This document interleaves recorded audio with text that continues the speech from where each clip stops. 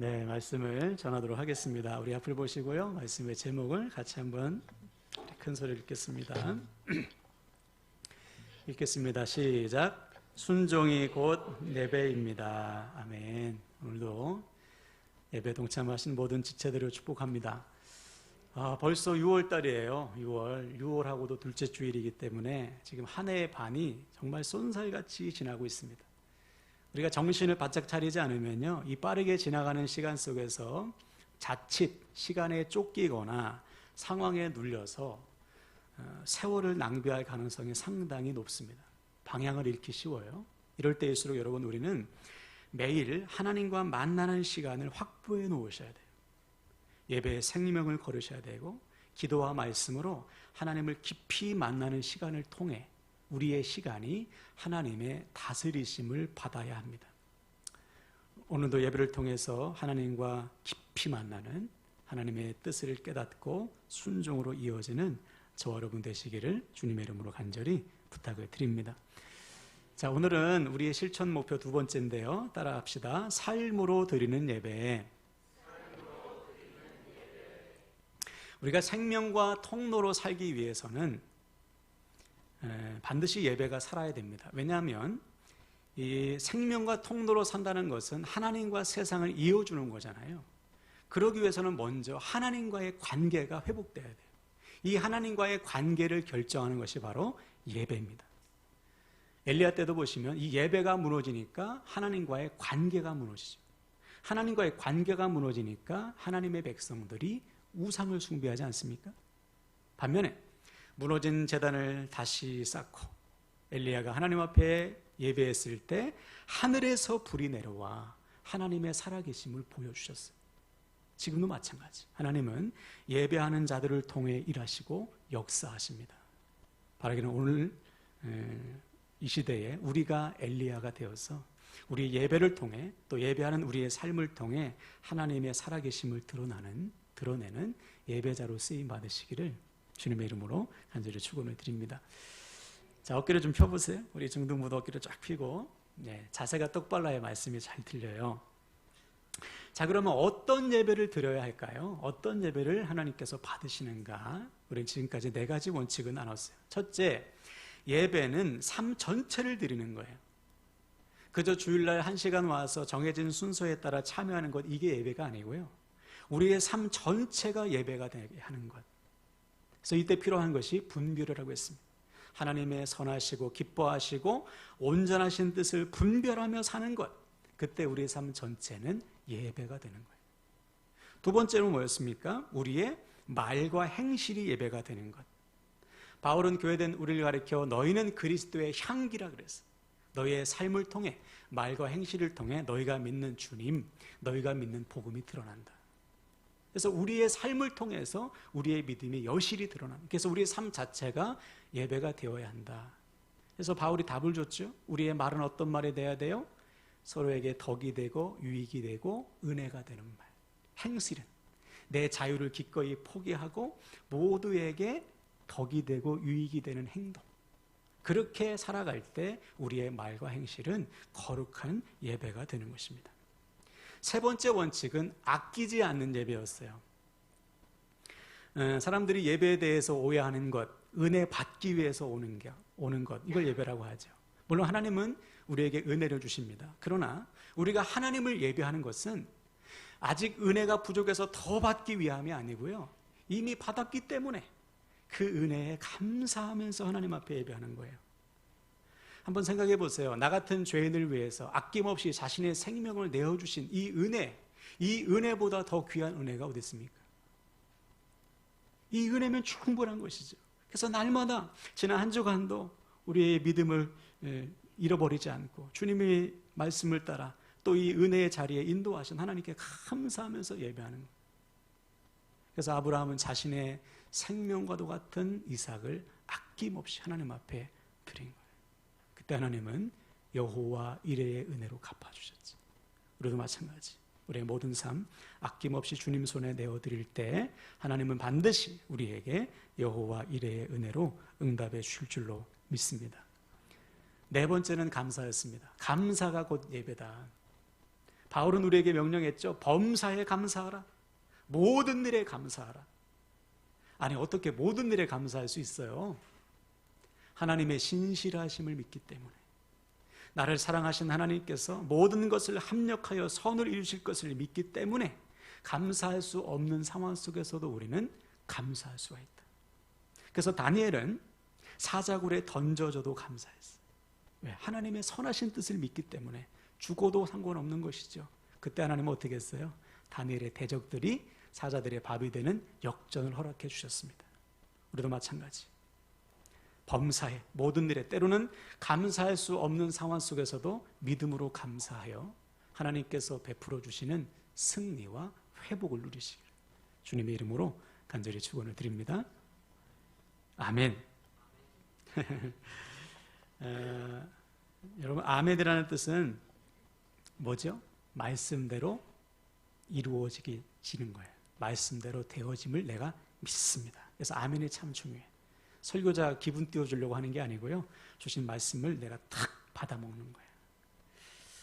다섯 번째는 따라할까요? 순종이 곧 예배다.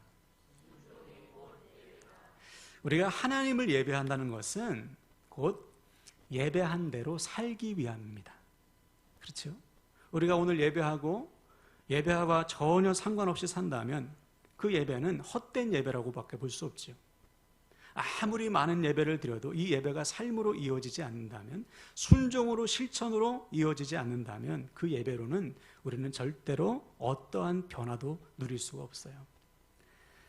지난 주중에 우리 성도님께 들은 이야기인데요, 어느 교회 다니는 분이 아는 것이 참 많으시대요. 그래서 한동안은 요한계시록을 배웠다면서 요한계시록의 의미와 내용을 쫙 설명하시더랍니다. 또 한 번은 이 영적인 세계에 대해서 배웠대요. 내가 영적인 세계를 통달해서, 그러면서 막 그림을 막 그려가면서 막 가르치시더래요. 근데 그러고 나서 시어머니 욕을 실컷 하시더라는 거예요.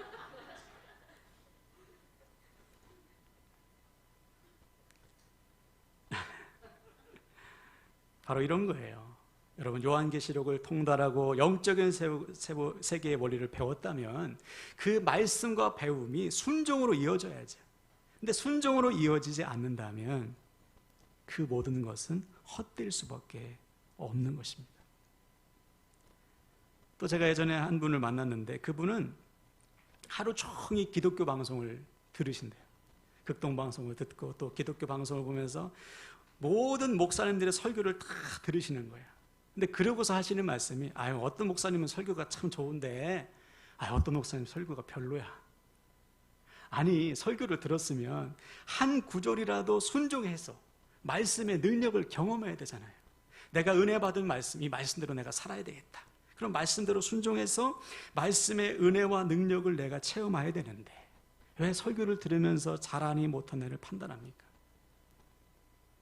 이런 거죠. 아무리 많은 설교를 들어도 이 말씀이 순종으로 이어지지 않으면 여러분 절대 믿음이 자라지 않습니다.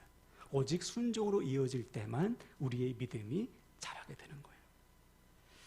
그래서 우리 주님은 이렇게 말씀하셨어요. 우리 앞을 보고 읽어볼까요? 마태복음 7장 24절 시작. 그러므로 누구든지 나의 이 말을 듣고 행하는 자는 그 집을 반석 위에 지은 지혜로운 사람 같으리니. 그렇죠. 주님의 말씀을 듣고 행하는 자는 반석 위에 세워진 집과 같습니다. 말씀의 순종과 체험과 연단을 통해서 그 믿음이 뿌리 내려서 든든 기초가 다 든든히 세워져서 자라게 되는 거예요. 반대로 말씀을 듣기만 하고 순종으로 이어지지 행하지 않는 사람은 우리가 읽진 않겠지만 어떤 집과 같아요? 모래 위에 지은 집 같아요. 겉으로 보기엔 괜찮아요. 그런데 순종을 통해서 믿음이 뿌리 내려야 되는데 뿌리가 없기 때문에 금방 무너지고 마는 거예요. 그래서 여러분, 우리 주변에 보면 신앙생활을 오래 했음에도 불구하고 믿음이 성장하고 성숙하지 못하고 어린아이의 수준에 머물러 있는 분들이 있죠. 왜 그럴까요? 순종이 빠졌기 때문에. 순종을 해야 이 연단을 통해서 믿음이 자라는데 순종하지 않으니 믿음이 자랄 수가 없죠. 자, 그래서 이에 대해서도 히브리서 5장 13절 14절은 이렇게 증거하죠. 자, 읽겠습니다. 시작. 이는 젖을 먹는 자마다 어린아이니 의의 말씀을 경험하지 못하는 자요 단단한 음식은 장성한 자의 것이니 그들은 지각을 사용함으로 연단을 받아 선악을 분별하는 자들이니라. 아멘. 어린아이의 믿음은 말씀을 경험하지 못한 사람들입니다.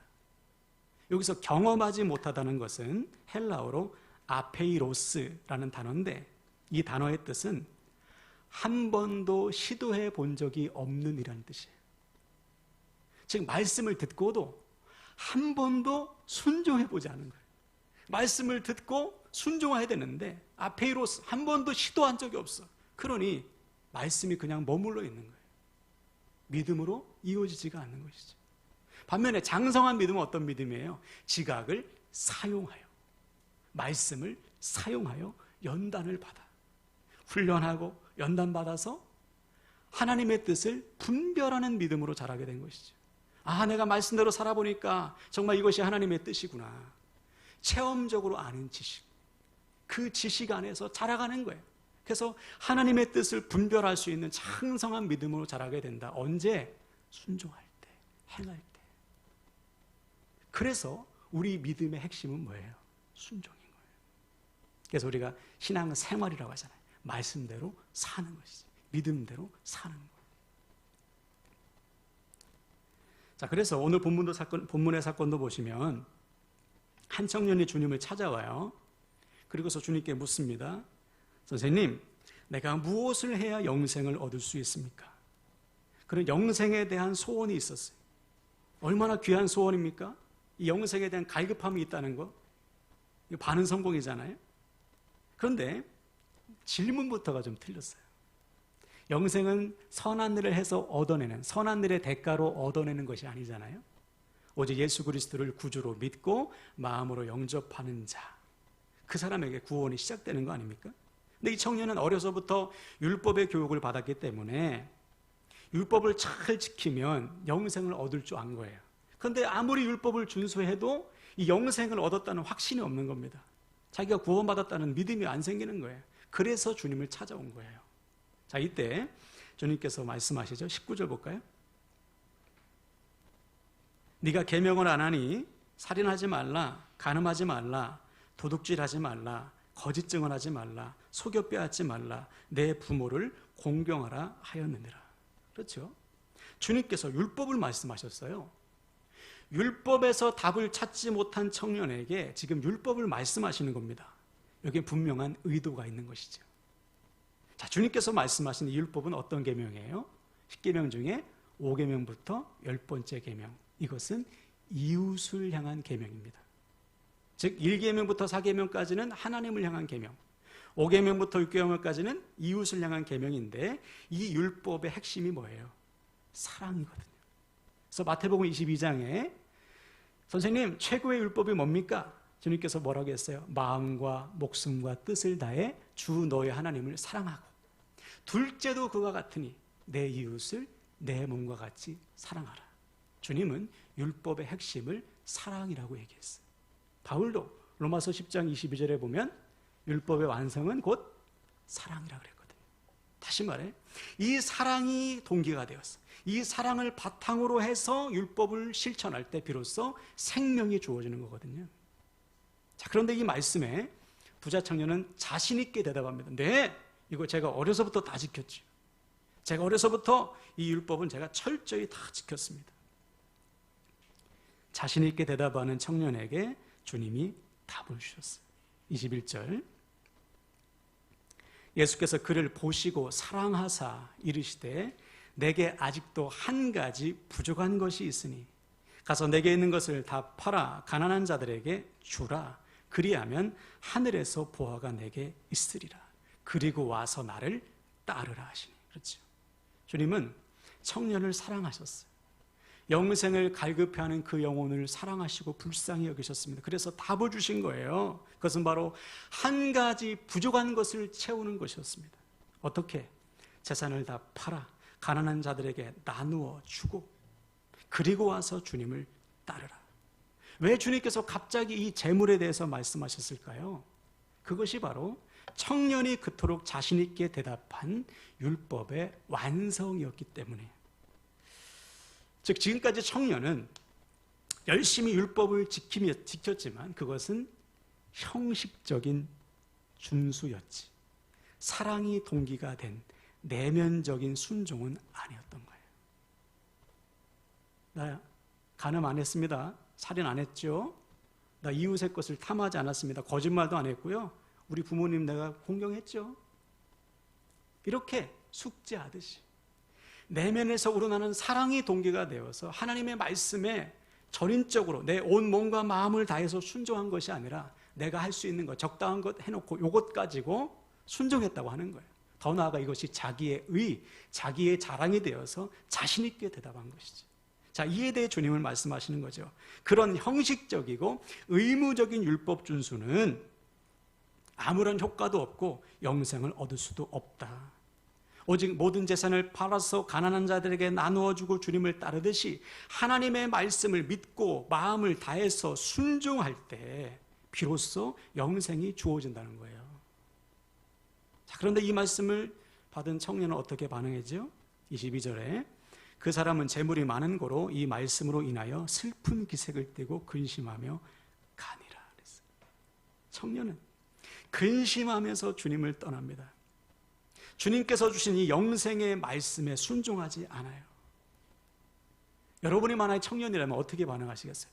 아, 주님의 말씀인데 믿고 순종해야 되잖아요. 아, 주님께 답이 있겠다 생각했어요. 그래서 왔잖아요. 믿음 아닙니까? 그러면 주님이 말씀하셨으면 아멘하고 순종해야죠. 그런데 순종 안 하는 거예요. 한 가지 부족한 건 너 순종이야. 순종하지 않는 것입니다. 결국 그토록 바라던 영생을 놓쳐버렸어요. 그래서 천국 가면 꼭 물어보고 싶어. 이 청년 어떻게 됐어요? 성경에 기록되지 않았기 때문에 우리가 이것만 가지고 판단할 수 없잖아요. 어떻게 됐어요? 이 청년이 제 바람은 좀 다시 깨우치고 돌아와가지고 제가 정말 순종이 없었습니다. 믿음이 없었습니다. 이거 내가 믿음이 아니고 내 신념이었습니다. 내가 다시 주님 앞에 와서 내가 순종하겠습니다. 아, 이랬으면 얼마나 좋을까. 근데 이 청년은 지금 당장은 순종의 기회를 놓친 거예요. 자, 여기서 우리는 우리의 순종을 좀 돌아봐야 됩니다. 우리도 혹시 오늘 본문의 청년처럼 내가 열심히 예배하고 기도하고 말씀을 읽으면서도 정작 이 순종의 순간에 근심하면서 주님을 떠나지는 않는가? 근심하면서 순종의 기회를 놓쳐버리지는 않는가? 오늘 우리가 여러분 열심히 예배하고요, 교회 문을 나서는 순간부터 순종하지 않는다면 우리 예배는 무슨 의미가 있습니까? 부자 청년처럼 믿는 거예요. 오늘 예배했으니까 내 할 일 다 했지. 우리가 아무리 하루에 몇 시간씩을 기도하고 성경을 막 달달달 외운다 해도 우리가 기도한 대로, 우리가 말씀대로 순종하지 않는다면 그것은 헛된 수고요. 우리의 믿음과 삶은 절대로 변화되지 않을 거예요. 그래서 오늘날 세상이 교회를 조롱하는 것은요, 우리가 드리는 예배 때문이 아닙니다. 우리의 기도와 말씀이 경건생활 가지고 뭐라고 하잖아요. 우리가 예배한 대로 살지 않고 기도한 대로 살지 않고 말씀대로 살지 않기 때문에 우리를 우습게 여기고 있는 거예요. 네. 여러분, 초대교회는 달랐습니다. 초대교회는 사람들에게 칭송을 받고요, 날마다 구원받는 자의 수가 더해가는 교회였어요. 왜 그랬을까요? 그 비밀이 사도행전 2장 42절에 나와 있습니다. 자, 앞을 보고 읽어봅시다. 시작. 그들이 사도의 가르침을 받아 서로 교제하고 떡을 떼며 오로지 기도하기를 힘쓰니라. 아멘. 그들은 사도들의 가르침대로 살았어요. 제자들이 가르친 주님의 말씀대로 순종했습니다. 이게 교회예요. 그 결과 그들은 칭송받는 교회가 되었고 날마다 구원받는 자의 수가 더해지는 교회가 된 거예요. 그러니까 여러분, 우리가 말씀대로 산다면, 오늘 예배한 대로 산다면, 우리가 기도한 대로 순종한 대로 살아간다면 이 역사가 우리 삶에도 나타나는 거예요. 인정받고 칭송받는 교회가 되고 구원받는 자의 수가 더해지는 교회가 반드시 될 수밖에 없는 것이죠. 그래서 사도행전인 겁니다. 사도, 주님께서 보낸 제자들이 행한 것을 기록한 책이 사도행전이에요. 예. 행했단 말이에요. 순종했단 말이에요. 그 사도행전은 지금도 교회된 우리의 순종을 통해서 계속되고 있는 것입니다. 지금 여러분들이 사도행전 29장, 30장 계속 써가고 있는 거예요.